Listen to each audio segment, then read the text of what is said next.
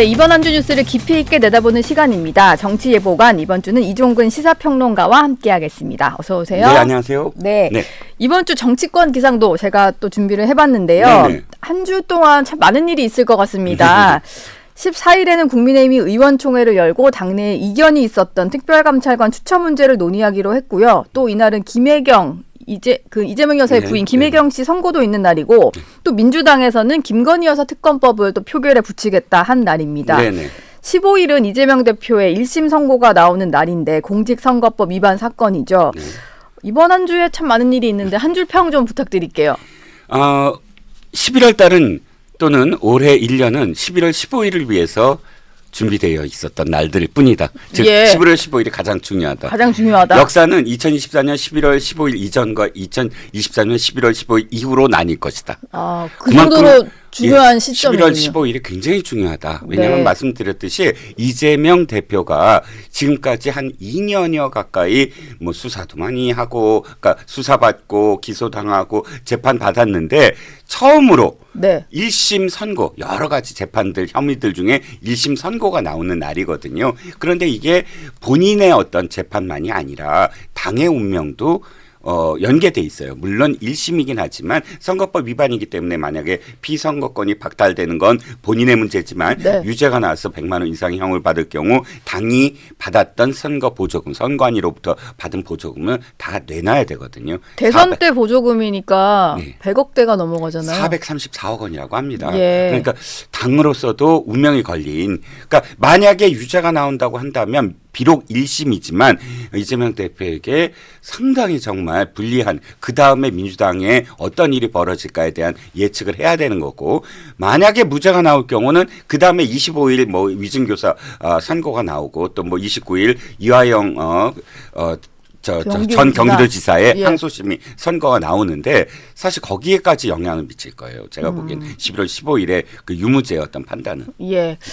일단 이재명 대표와 관련된 수사가 상당히 길게 진행이 됐는데 대선 전부터 시작된 수사가 그중에 처음으로 1심 선고가 나온다는 것도 좀 의미가 큰 것 같아요. 그렇습니다. 그리고 이건 다른 재판과 다르게 633의 법칙이 있어요. 6개월 내로 1심을 해야 되고 3개월 내로 공직선거법이라서. 그렇죠. 그다음에 나머지 3개월 내로 대법을 해야 되는데 그게 굉장히 늘어졌었잖아요. 근데 이제 조희대 대법원장이 아주 그 명을 내렸습니다. 634의 법칙을, 원칙을 지켜라. 그러니까 특히 이 재판 때문은 아니더라도 하필이면 이 재판을 앞두고 대법원장이 그렇게 명을 내렸기 때문에 이 재판의 유무죄는 바로 대법까지 그대로, 그러니까 이재명 대표가 대선을 치르기 전에 대법 확정이 될 수 있는 그런 재판이라는 거죠. 633이면은 이번에 1심 선고가 나면 33이 남는 거니까 6개월이 남는 거니까 아주 뭐 길게 보더라도 6개월 안에 대법원 확정 판결까지 나와야 되는 거군요. 그렇습니다. 약간씩 어떤 텀이 있어요. 한 달 정도 이렇게 뭐 준비하고 그러면 각각의 4개월이라도 내년 8월 이전에 결정이 난다는 겁니다. 내년 8월 이전에. 이재명 민주당 대표가 주말 집회를 2주째 계속 나가고 있는데 집회에서 뭐 두 글자로 된 말을 차마 말할 수가 없다 이런 얘기를 했어요. 그냥 듣는 사람이 알아서 떠올려라 이러는 것 같은데 뭐 두 글자를 놓고 해석이 분분하더라고요. 해석이 왜 분분할까요? 저는 그냥 들렸는데 두 글자 그 그러니까 말을 하고 싶었나 보다 들었는데. 그건 탄핵이죠. 제가 보기엔 탄핵이라고 할 수밖에 없고요. 이유는 이거죠. 그러니까 이재명 대표는 아직 탄핵이라는 것이 중도의 어떤 유권자나 혹은 일부 보수의 유권자까지도 다 이렇게 끌어들여야 탄핵이 된다라는 걸 이미 2016년도 박근혜 전 대통령 탄핵 때 이미 다 알고 있거든요. 그런데 또 그 전에 이 노무현 대통령 탄핵 때 보면 탄핵을 했다가 역풍을 맞은 그런 케이스도 있고, 그러면 이 탄핵이라는 것이 그야말로 무르익어야만 결실을 가져올 수 있다. 이런 결론이 나오는데 이번에 아직은 설익었다라고 생각을 하는 것 같아요. 그러니까 탄핵은 정말 말을 하고 싶은데도 탄핵이라는 그런 당대표가 그 말을 함으로써 이 당이 탄핵으로 이렇게 그 완전히 전선을 형성했을 때 역풍이 아직은 불 것 같다라는 거. 그리고 또 자신의 어떤 사법 리스크 때문에 탄핵으로 연결시킨다는 그런 지금 비판에 직면해 있으므로 아주 조심스럽게 어쨌든 탄핵에 대한 빌드업을 하고 있는데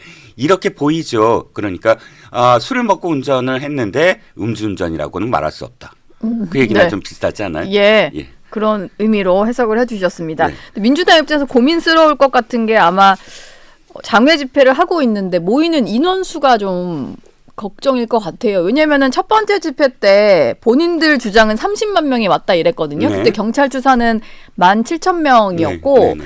그리고 그 기간 동안 대통령 기자회견이 있었고 네. 민주당에서는 대통령 기자회견에 대해서 엄청나게 비판을 했기 때문에 이 기자회견에 실망한 사람들이 더 나올 수 있다 이렇게 봤을 것 같고 그리고 그 기간 동안 명태균 씨 관련된 추가 의혹들도 여러 매체에서 보도를 했었단 말이에요. 네. 근데 지난주에 보니까 민주당에서 주장하는 것도 10만 명 줄인 20만 명이라고 하고요. 네. 경찰 추산도 15,000명이라고 하는 거 보니까 네네. 오히려 한 주 전보다 더 줄어든 상황이에요. 네네. 이건 동력이 좀 약해졌다고 봐야 될까요? 그러니까 이번에 더 늘었어야 돼요. 무조건. 왜냐하면 예. 민노총이 이미 2시부터 그 똑같은 장소에서 집회를 열었고 뭐 또 다른 시민단체도 열었고 그다음에 6시 반에 이제 민주당이 열었어요. 네. 같은 장소에서 계속 열게 한다는 건 뭐냐면 같이 함께 하진 않더라도 그 인원들이 어느 정도는 계속 그 어떤 불어날 수 있다. 그러니까 세 개의 집회에 각각 참가한 사람들이 함께 마지막으로 전부 다 함께 할 수 있다. 최소한 그 모두 다 참여할 수는 없더라도 지난 2일 날 벌어진 어떤 집회보다는 더 많이 참가할 수 있는 어떤 요인들을 만들어 놓은 거거든요. 네. 그런데 더 줄었다는 거죠. 근데 이게 왜 치명적이냐면 야당이 네. 거리로 나간 거예요. 예. 이럴 때 기억하시겠지만 대개는 정책 갖고 나가요.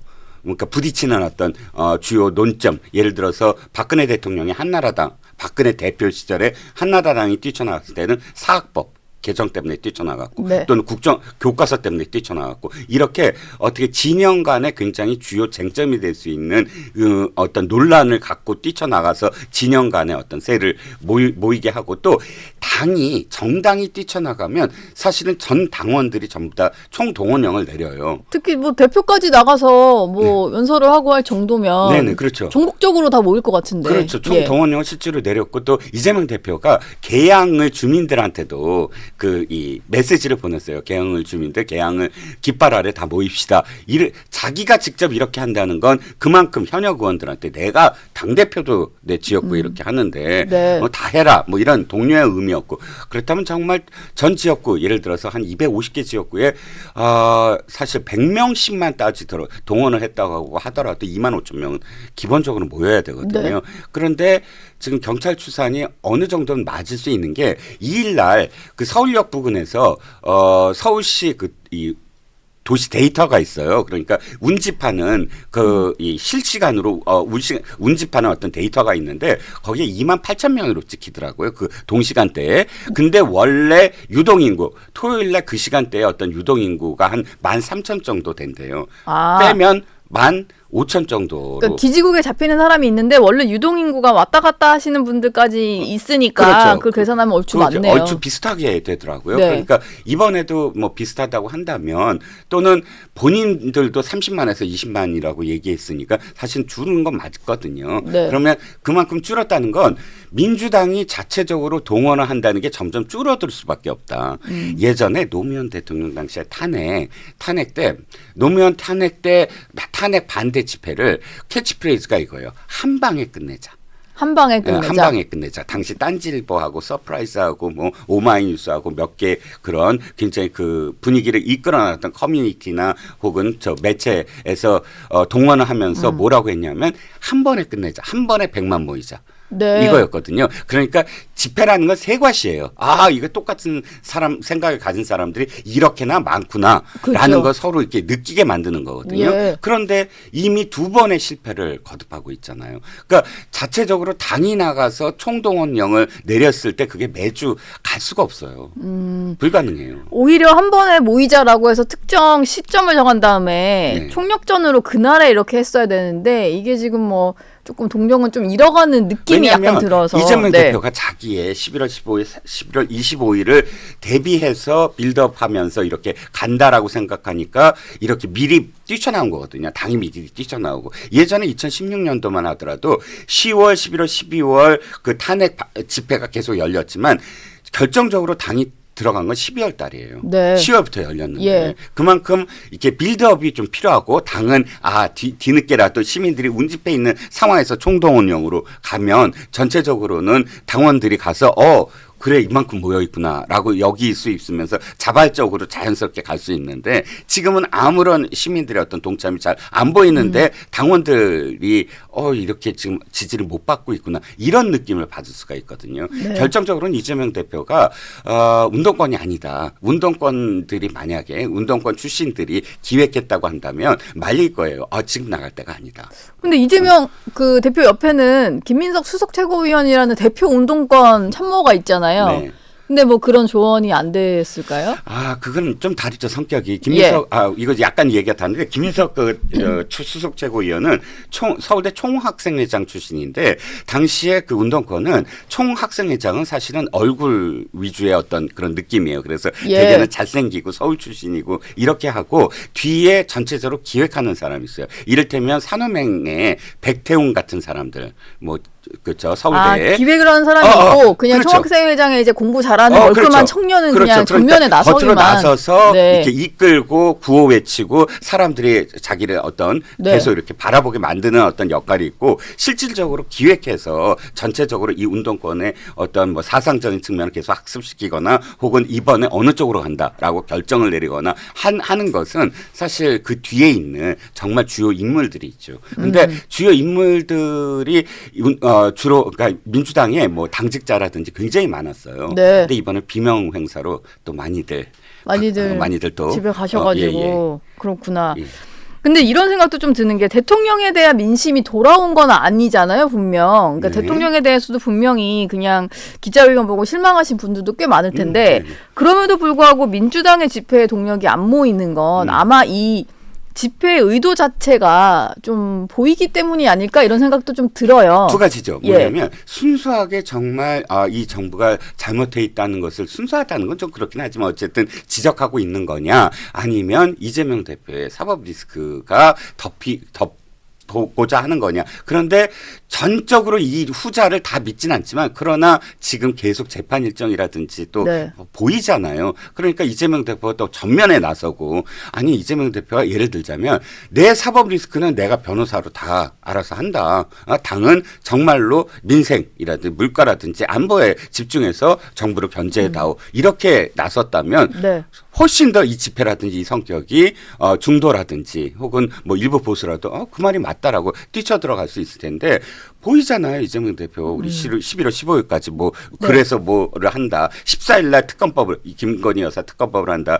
김건희 여사가 특검법을 받을 만해라고 생각하는 사람은 일지라도 날짜를 보면 딱 14일 김혜경 여사의 법화 선고날 이런 식으로 겹쳐버리니까 순수함, 순수성 이런 진정성 이런 게 안 보인다라고 판단할 수가 있고 두 번째는 탄핵과 특검 이슈가 너무 오랫동안 지속되고 있어요. 탄핵이라는 단어가 나온 지가 꽤 오래된 거예요. 너무 인플레이션이야. 그리고 뭐 아무나 뭐 국무위원 탄핵도 너무 쉽게 얘기를 하고 말씀하셨듯이 실제 이루어지기도 검사 하고. 일개 진짜 검사까지 뭐 부장검사도 아니야. 일개 검사까지도 막 뭐 탄핵한다 이런 식으로 으름장을 놓고 있는 상황이니까 대통령 탄핵이다. 탄핵이 정말 이게 엄중하게 정말 우리가 다스려야 된다.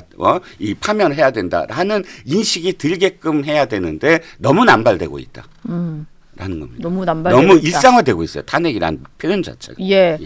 한동훈 대표는 민주당 규탄 집회가 이제 이재명 대표를 위해서 판사 겁박, 무력 시위를 하는 거다 이렇게 얘기를 했는데 그러면서 무죄인 거를 좀 자신하면 생중계 요구를 좀 받아들여라라는 얘기를 하고 있어요. 이재명 대표가 가장 아픈 부분이죠. 이재명 대표가 지금까지 한 말이 있었거든요.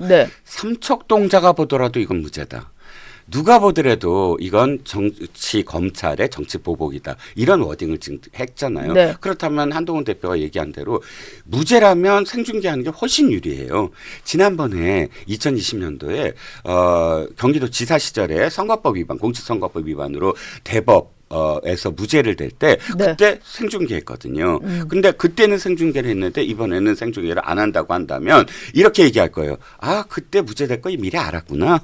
재판거래 했구나. 권순일 대법관한테 이미 무엇인가가 갔구나. 그래서 생중계를 받아들였구나. 이렇게 지금 그러니까 의혹을 제기할 수가 예, 있잖아요. 오해를 살 수가 있네요. 오해를 충분히 살 수 있는 대목이지요. 그러니까 전현희 의원이 너무 강하게 얘기했어요. 망신주기예요. 생중계는. 그때 바로 비판이 이렇게 들어왔어요. 아니 지금 전현희 의원이 이재명 대표에 대한 믿음이 굉장히 지금 부족하다. 이재명 대표가 지금까지 하신 말씀 다 무죄인데 망신주기라고 얘기한 건 유죄일 때 망신주기잖아요. 그렇죠. 생중계를 했는데 유죄야. 그러면 막 피고인이 얼굴이 막 헬스케져. 막 그러면 망신주기잖아요. 그런데 망신주기라고 아예 그렇게 단언을 하면 두 가지 중에 한 가지예요. 이재명 대표에 대한 신심이 부족하다.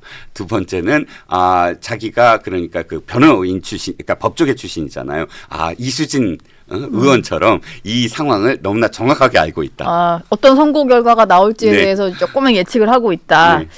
일단 15일이 가까워질수록 뭐 여야 간의 어떤 이런 서로 간의 이제 말 경쟁이 좀 치열해지지 않을까 싶은데 네. 주요 일정이 참 많은 것 같고 14일에 좀 몰려있는 것들은 다시 한번 얘기를 네네. 해보겠습니다. 국민의힘 같은 경우는 특별감찰관 추천 문제를 놓고 의원총회를 열 예정인데요. 근데 특감관이라는 것 자체가 그날 이제 민주당은 국회 본회의에서 김건희 여사 특검 법안을 처리하자는 날인데 네네. 국민의힘은 의원총회에서 일단 특별감찰관을 정리를 하자 뭐 이런 거잖아요. 이게 다 특검에 좀 맞서서 우리가 먼저 좀 선제적인 조치하겠다 뭐 이런 걸로 봐야겠죠. 정치적인 지금 의도가 충분히 있어요. 그러니까 예. 그때 이제 4명이잖아요. 이제는 또 숫자가 104명까지 지난번에 찬성을 했죠. 그랬죠. 그러니까 4명 남았어요. 이제 예. 그 숫자가 그런데 그날 어쨌든 의원총회를 특감관과 관련돼서 한다는 건 자 우리가 특감관을 일단 그거부터 하자. 그러니까 특검은 좀 나중에 생각하자. 특검은 더 지금 아직도 위헌적인 요소가 남아 있는데 특감관이 특검을 대체할 수는 없어도 그러나 필요 충분 조건은 아니더라도 필요 조건은 된다. 네. 설득할 수 있는 여지가 있다. 예. 특감관 때문에 한 해에 낭비되는 예산이 얼마인지 아세요, 앵커님? 특별감찰관 때문에요. 낭비되는 지금 한 8년 정도 계속 낭비되는 예산이 한 해에 5억 6천만 원이에요. 특별감찰관이 없는데도요? 예. 예. 왜 그러냐면 이미 특감관이 언제 지금 사실 임명될지 모르는 거잖아요. 왜냐하면 네. 법은 이미 통과를 시켰어요. 예. 법이 여야 합의해서 2014년도에 통과가 됐어. 특감관은 설치돼야 돼요. 법이 만들어졌다는 건 설치를 해야 되는 거잖아요. 네. 그러니까 이 설치되는 공직이 있잖아요. 그럼 공직이 설치된다는 건 공간을 미리 확보를 해야 돼요. 네. 공간 비용이 5억 6천만 원이 그냥 나가요. 계속. 1년 내내. 예. 종로구에 있어요, 그게. 맞아요. 그때 예전에 근데 저는 예. 특별감찰관 취재를 했을 때 종로구에 사무실이 있어서 예. 그 기억은 나는데 이제 이석수 감찰관 이후로 감찰관이 뭐 임명이 된 적이 없어서 네. 그때 이제 새로 누가 와야지 네네. 사무실을 다시 구하는 줄 알았거든요. 맞아요. 지금 기억하시는 게 네. 7억짜리 저기였어요. 임대였어요. 근데 그게 사실 이석수 감찰관 이후에 없어졌잖아요. 네. 계속 안 되잖아요. 그러니까 일단은 줄인 게 5억 6천만 원짜리로 줄인 거예요. 그래서 그냥 아무도 주인 없는 사무실이 계속 그냥 있어요. 운영비만 나가고 있는 나가고 거군요. 있어요. 그러니까 이게 빨리 지금 해야 되겠네요. 민주당한테도 아니 그래 특검 하라는 거예요. 하지 말라는 게 아니고 그런데 특감관은 법적으로 다 합의를 봤는데 그래 지금 계속 낭비가 되는 혈세도 낭비가 되고 네. 그걸 하자. 그건 예방적 차원도 있잖아요. 지금까지 한 것을 다 돌아보면서 의뢰하는 건 아니더라도 네. 지금 대통령실이 문제가 있다고 그렇게 얘기했다면 특감관을 반대할 이유는 없다. 네. 벌어질 일을 좀 관리를 하고 네네. 앞으로 있을 문제는 또 제기를 할 수 있는 그렇죠. 거니까. 네. 근데 14일에 그럼 의총 때 특별감찰관 임명 문제가 잘 결론이 난다면 그냥 북한 인권재단 이사와 연계하지 않고 추천하기로 결론이 나면 사실 이탈표는 별로 없을 것 같긴 하네요. 이번에는 어쨌든 지금 명분은 이번까지는 저는 가능할 것 같아요. 예. 왜냐하면 확실하게 민주당이 왜 지금 어저께부터 얘기되는 게 두 가지를 할 수 있다. 하나는 범위. 그리고 뭐 제3자 네. 추천 특검법을 마치 손댈 것처럼 근데 이게 벌써 두 번째예요. 지난번에도 마치 특검 통과시키기 전에 그런 뉘앙스를 했다가 그대로 통과시켰거든요. 이건 4명에 대한 어떤 흔들기지 실제로 이걸 하려면 지금 통과시키지 말고 아예 자기네들이 그 법을 만들면 돼요. 그러면 국민의힘이 굉장히 곤란해져요. 나머지 4명이 아니라 더 될지도 몰라요. 아, 뭔가 진짜 지금 민주당이 얘기만 할 게 아니라 제3자 추천을 넣은 제3자 추천하고 법을 새로 만들던지 범위가 하면. 지금 범위는 모든 걸 다 수사할 수 있다예요. 김건희 여사에 대해서는 네. 만들어서라도 수사할 수 있게 범위가 너무 광범위하거든요. 네. 그러니까 별건 수사 다 할 수 있다. 그러니까 이런 조항들을 미리 없애고 그다음에 우리 이렇게 할 거야 했을 때 굉장히 민주당이 국민의힘이 곤란해지는데 그렇게는 못하죠. 왜냐하면 이건 정치적으로 이게 통과시키는 게 목적이 아니라 이거를 갖고 계속 압박을 넣고 계속 그 거부권을 행사하는 거를 보여주고 싶은 거 아닐까요? 김건희 여사가 문제가 있다라는 걸 계속 국회에서 끌어들여야 되는데 네. 통과시키면 국회는 할 게 없어요. 할 게 없어지죠. 특검의 그 시간이 돼요. 시계가. 네. 그러니까 지금 초점이 특검으로 가는 게 문제가 아니라 국회. 민주당이 지금 뭔가를 주도하고 부딪히고 충돌하고 대통령이 거부권 행사하는 걸 보여주기 위해서 지금 하는 법안이기 때문에 실제적으로 그게 통과될 가능성은 없어 보이지요. 예. 국민의힘 의원총회 결과가 좀 중요할 것 같은데요. 네네. 지금 분위기로서는 표결로도 안 갈 것 같고 대충 의견 수렴을 하다 보면은 그냥 특별감찰관부터 추천하는 방향으로 결론이 날 것 같긴 합니다. 근데 네. 또 만에 하나 약간의 좀 이견이 발생해서 결론을 못 냈을 때는 이게 좀 심각해질 것 같거든요. 그다음부터 이제 타격이 있겠죠. 그러니까 현재는 기자회견을 통해서 어찌됐든 한쪽에서는 아니 대통령이 이 정도의 어떤 룸을 준 거 아니냐. 예. 그러니까 우리가 거기에 실천을 하자라는 분위기고 친윤 쪽에서는 조금 고민이 많은 것 같아요. 이거 아주 목소리를 함께 내지 않는 부분이 좀 일부 친윤은 네. 뭐 또 특감관이 문제가 있다라는 사람들도 많으니까 네. 그런데 그럼에도 불구하고 저는 김상훈 정책위 의장이 네. 표결까지 가지 않겠다라는 표현을 한 게 의미가 있어요. 김상훈 정책위 의장은 비록 한동훈 대표가 그러니까 임명은 어쨌든 임명한 거죠. 기존에 있는 사람을 내보내고. 네. 그런데 그럼에도 불구하고 추경호 원내대표 측과 가까운 사람이에요. 그렇죠. 그러니까 한동훈 원내대표가 좌지우지하면서 내 편이야, 친하냐 할 수 없는 사람이거든요. 예. TK이고. 어찌 보면 약간 중간에 계신 분 같은데요. 그러니까 맞아요. 그래서 딱 중간 정도의 어떤 포지셔닝을 하고 있거든요. 네. 그런데 이게 표결에 안 이루어지게 표결을 안 하고 합의로 하겠다라고 아예 네. 선언하면서 이 날짜를 김상훈 정책의장이 지금 발표한 것은 상당히 어느 정도는 친윤 내부에서의 어떤 움직임을 김상훈 정책의장이 네. 반영한 표현이다. 의견 수렴도 있다. 예. 그럼에도 불구하고 사실 뭐 친한계가 자꾸 뭐 당 분열을 일으킨다라는 게 일부의 어떤 친윤계 쪽의 주장이긴 합니다만 사실 기자회견 이후에 별로 공격적인 발언이나 아니면 좀 이렇게 비판적인 평가 같은 걸 안 했던 것 같아요. 친한계에서도 그냥 좀 받아들일 만한 의미 있는 부분만 평가하고 넘어가자 뭐 이런 식의 좀 공감대가 있었던 것 같은데 근데도 불구하고 홍준표 대구시장은 계속 공격을 하고 있는 것 같아요. 뭐 바른정당 모습의 데자뷰를 보는 것 같다. 이게 뭐 박근혜 당시 대통령 탄핵을 앞두고 떨어져 나간 그 당 세력을 말하는 건데 홍 시장 말이 지금 공감을 좀 하시나요? 죄송합니다. 예. 홍 시장이 네. 자꾸 그 2016년도 탄핵, 2016년, 17년에 걸쳐서 이 지금 한나라당, 자유한국당 이 계열 정당의 당시 탄핵 그 트라우마를 계속 이야기하는 건 지금의 어떤 상황이 당시 상황과 유사하다라는 걸 계속 이야기하고 싶은 것 같은데 그럼에도 불구하고 그 당시에 그렇다면 홍준표 대표가 친한이었느냐 또 박근혜 당시 대통령을 방어하기 위해서 자신이 이렇게 한동훈 대표한테 드리는 공만큼 SNS에 정말 활약을 했느냐. 전혀 아니거든요. 그땐 정말 거리를 두고 그리고 나중에 자유한국당 대표가 됐을 때 사실 다 기억을 해요. 박근혜 전 대통령을 향단이라고 표현했던 거.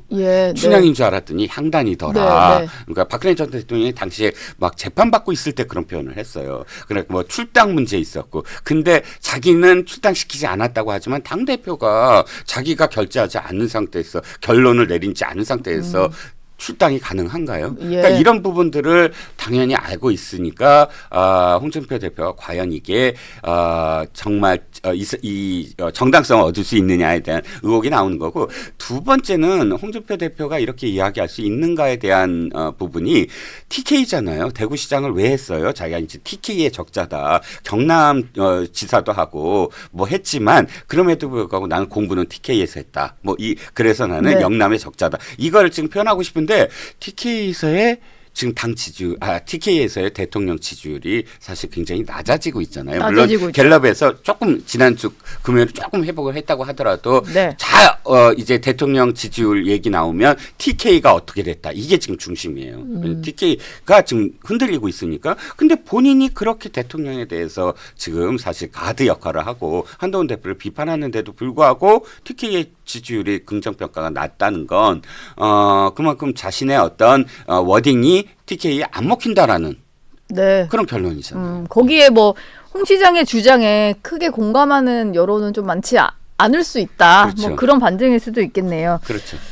대통령의 어떤 기자회견은 지나갔고 네네. 이제는 또 이제 미국 대선 결과가 나오다 보니까 외교적으로도 좀 중요한 시점인 것 같아요. 네네. 그래서 대통령실에서 밝힌 게 뭐 트럼프 당선인이 워낙 골프를 좋아한다는 건 많이 알려져 있는 사실이고, 그렇죠. 예, 그래서 아베 전 총리와의 골프 회동이라도 상당히 유명하잖아요. 네네. 대통령도 윤석열 대통령도 원래 골프를 안 친 지가 지금 한 8년이 넘었다고 하는데 8년 만에 다시 좀 연습을 시작했다 뭐 이런 얘기가 나오더라고요. 네네. 국민들이 근데 어떻게 받아들이실지 모르겠는데 이게 좀 골프 회동 이런 건 좀 중요한 거긴 하죠. 외교적으로 봤을 때. 그런데 저는 그게 중요할까 생각을 해요. 예. 지금 뭐가 문제가 되냐면 지금 현 일본 총리보다 우리 대통령한테 먼저 전화를 하고 시간도 길었다 뭐 하면서 일본 내부의 언론도 야 우리가 지금 한국보다 뒤지는 게 아니냐 이렇게 얘기를 하고, 그다음에 골프 얘기가 일본에서부터 나왔어요. 아베 총리가 골프를 얼만큼 가까이 쳤다. 그런데 가장 중요한 건 골프는 매개에 불과하다는 거예요. 수단에 네. 불과하지. 그렇죠. 진짜 골프를 잘 치는 어떤 대통령이 있는데 그 나라가 미국과 전혀 별로 관계가 없어. 그런데도 불구하고 뭐 트럼프 대통령이 그 나라 총리나 대통령하고 골프를 한 달 내내 칠 가능성이 전혀 그렇죠. 없잖아요. 네. 중요한 건 아베 때의 대한민국과 지금의 대한민국이 다르다는 거예요. 뭐냐면 누가 더 우선이냐라는 건 그 당시에 미국의 이익에 대한 문제거든요. 네. 그 당시의 반도체와 지금의 반도체의 그 우리나라의 위상이 너무 달라요. 그렇기 때문에 트럼프 입장에서는 골프가 중요한 게 아니라 미국의 우선주의, 미국의 어떤 경제적 이득을 지금 어느 쪽에서 더 좌우될까라고 생각한다면, 물론 일본이 우리보다 많은 어떤 GDP는 앞서고 있지만 현안에서 예를 들어서 아까도 말씀드렸지만 지금 가장 중요한 전략 자산은 뭐 핵이 아니에요. 반도체예요. 반도체. 옛날 70년대 오일처럼 네. 석유처럼. 그러니까 뭐 골프도 중요하겠죠. 그리고 그거는 것들이 기사화될 수도 있겠지만 중요한 건 미국이 우리나라한테 요구할 게 무엇인가에 대한 거. 트럼프는 거래 기술이라는 책에서 가장 중요한 건 거래다라고 얘기를 해요. 거래를 어떻게 하느냐가 중요하지. 그 다음에 거기 그 사람들과 뭐 악수를 나누거나 이야기를 나누거나 그게 중요한 게 아니다. 내가 그들로부터 무엇을 취할 수 있는 것만 생각을 하자라는 자기의 어떤 원칙을 생각을 하고 있거든요. 차라리 저는 트럼프의 지금까지 어떤 책들을 다시 읽기 시작했다라거나 이런 것이 골프 치는 것보다 더 중요하지 않을까? 개인적으로는 좀 그렇게 생각을 합니다. 제가 봤을 때는 골프도 연습을 하고 책도 네. 읽고 해서 골프를 치면서 얘기를 하려면은 네네. 이제 상대를 좀 알아야 되니까 네네. 뭐 그런 걸 두루두루 하고 있지 않을까라는 생각도 좀 들고 네네. 좀 전망이 어떻게 될지 모르겠습니다만 윤 대통령도 확실히 좀 미국 대선 결과에 대비를 지금 열심히 하고 있는 것 같아요. 네. 근데 대통령실 같은 경우는 두 사람이 통화한 이후에 케미가 잘 맞을 거다 이런 식으로 이제 브리핑을 했는데 이재명 대표 같은 경우는 두 사람 안 맞을 것 같아 뭐 이랬어요. 근데 그러면서 얘기를 한 게 이제 트럼프 당선인도 먹사니즘으로 당선이 된 거라서 그럼 본인이랑 더 잘 맞을 것 같다 이런 얘기일까요? 아니 그 미국 예. 지금 민주당이 계속 주장하는 게 바로 트럼프 대통령이 그렇게 많은 혐의를 갖고 있고 또 재판도 계속 열리고 있잖아요. 네. 지금 유죄 판결을 맨해튼 사건은 34개 혐의 그러니까 포르노 배우와의 어떤 성관계를 입막음했다라는 게 혐의만 34개인데 배심원단이 유죄 판결을 내렸어요. 길티 해갖고 판사가 이제 선고만 남아 있어요. 네. 근데 그러니까 몇 년형이다 이것만 남아 있는데. 딱 중단을 했죠. 대선 때문에 중단을 했는데 그걸 보면서 지금 민주당에서는 우리나라 민주당에서는 환호를 해요. 커봐라 트럼프와 이재명 비슷한 점이 많다. 대통령 되면 다 끝나는 거 아니냐. 셀프 사면하면 된다 이런 건가요? 우리는 가능할까요? 근데 네. 어찌됐든 그런 점을 부각을 하고 또 이제 둘이 비슷한 점이 많아요. 약간 포퓰리스트도 좀 그렇고 그런데 과연 그렇게 해서 민주당한테 도움이 될까? 왜냐하면 트럼프 대통령의 아무리 대통령이 당선됐다고 하더라도 그 사람이 갖고 있는 미국민들이 어쨌든 선택을 한다고 하더라도 그 사람이 갖고 있는 범죄 혐의들 굉장히 많은 범죄 혐의들이 그렇다고 일거에 다 없어지진 않거든요. 그리고 예. 트럼프는 4년밖에 없어요 이제. 그러니까 8년이 가능성 있는 대통령이 아니고 4년밖에 없고 근데 4년은 거의 2년밖에 없는 거예요. 임기 한 중반이 지나가면은 왜냐하면 중간 선거 있고 그 다음에 나머지 2년은 뭐죠? 다음 선거. 다음 차기 주자들 차기 주자들이 완전히 그냥 나머지 2년을 뒤덮어요. 미국 선거는 거의 대선에 한 2년 걸리거든요. 네. 그러니까 2년밖에 안 남은 트럼프예요. 솔직히 예. 더 정확하게 얘기하면 네. 그 2년 동안 무엇을 할 것인가에 대한 고민을 트럼프도 해야 되고 지금 뭐 윤 대통령이나 뭐 이재명 대표나 사실 이 트럼프가 앞으로 2년 동안 무엇을 할 것인가에 대한 어떤 고민으로 지금 그런 이야기들을 하는 것이고 또 자신들의 어떤 정치적인 어떤 상황에 맞게 그것을 이야기할 뿐이다. 그런데 진짜 중요한 건 보다 좀 국민들한테 안심을 시켜줬으면 좋겠어요. 우리가 이렇게까지 준비를 했다. 상대방보다 내가 케미가 맞는다라고 이재명 대표나 이렇게 얘기할 게 아니라 트럼프에 대해서 우리 민주당은 어떤 준비를 해왔고 또 이러이러한 부분에서 트럼프의 공화당과 우리는 이치가 된다. 이런 표현이 훨씬 더 먹사니즘이라든지 이런 표현보다 국민들을 안심시키고 예측 가능한 한미 관계를 맺을 수 있는데 누가 더 적합할까? 윤 네. 대통령이냐 이재명 대표는 이렇게 판단할 수 있지 않을까 싶습니다. 예, 알겠습니다. 이번 주 정치의 보관 이종근 평론가와 함께했습니다. 고맙습니다. 네.